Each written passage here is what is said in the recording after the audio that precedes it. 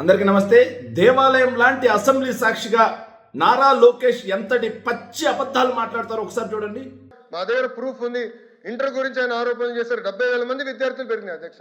వాళ్ళ అధికారులు 12 లక్షల మంది విద్యార్థులు ప్రభుత్వ పాఠశాలలు దూరం అయ్యారు అధ్యక్ష.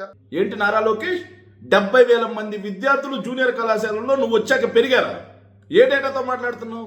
ఆత్మఘోష్ భవన్లో రాసిచ్చినటువంటి స్క్రిప్ట్ ప్రకారం మాట్లాడుతున్నావా?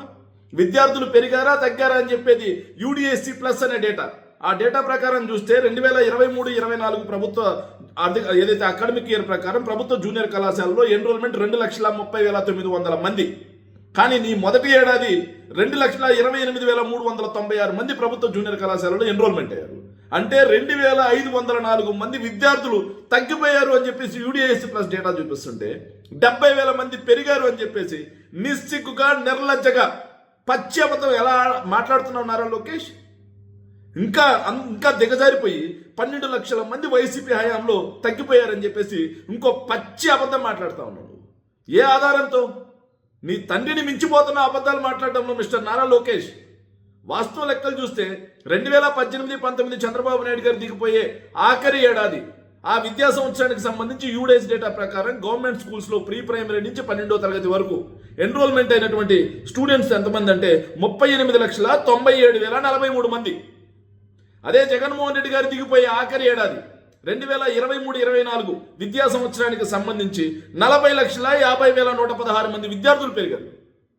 అంటే దాదాపుగా జగన్మోహన్ రెడ్డి గారి 5 ఏళ్ల పరిపాలనా సమయంలో 1,53,073 మంది విద్యార్థులు గవర్నమెంట్ స్కూల్స్లో ఎన్రోల్మెంట్ పెరిగితే ఏ ఆధారం లేకుండా దేవాలయం లాంటి అసెంబ్లీలో పచ్చి అబద్ధాలు మాట్లాడే నారా లోకేష్, మీ తండ్రికి ఉన్నటువంటి మునిశాపం నీకు కూడా వారసత్వంగా వచ్చిందా? ఇక తమర పనితీరు ఎలా ఉందనేది, తమరు ఎలా వెలగబెడుతున్నారు అనేది చూస్తే ఇది కూడా UDSC డేటా ప్రకారం నువ్వు మొట్టమొదటి ఏడాది 2024-25 విద్యా సంవత్సరానికి విద్యాశాఖ మంత్రిగా ఉంటే 40,50,116 మంది విద్యార్థులు ఎన్రోల్మెంట్ అయిన వాళ్ళు కాస్త 36,43,083 మందికి తగ్గారు. అంటే నువ్వు పరిపాలించినటువంటి మొదటి ఏడాదిలోనే 4,07,033 మంది విద్యార్థులు ప్రభుత్వ పాఠశాలల నుంచి డ్రాప్ అవుట్ అయ్యారు. వాస్తవం ఇది. ఇక ఈ ఏడాది అయితే ఇంకా UDSC డేటా పూర్తి స్థాయిలో రాలా. అది వస్తే నీ పనితీరు ఇంకా పూర్తిగా అర్థమైపోతుంది.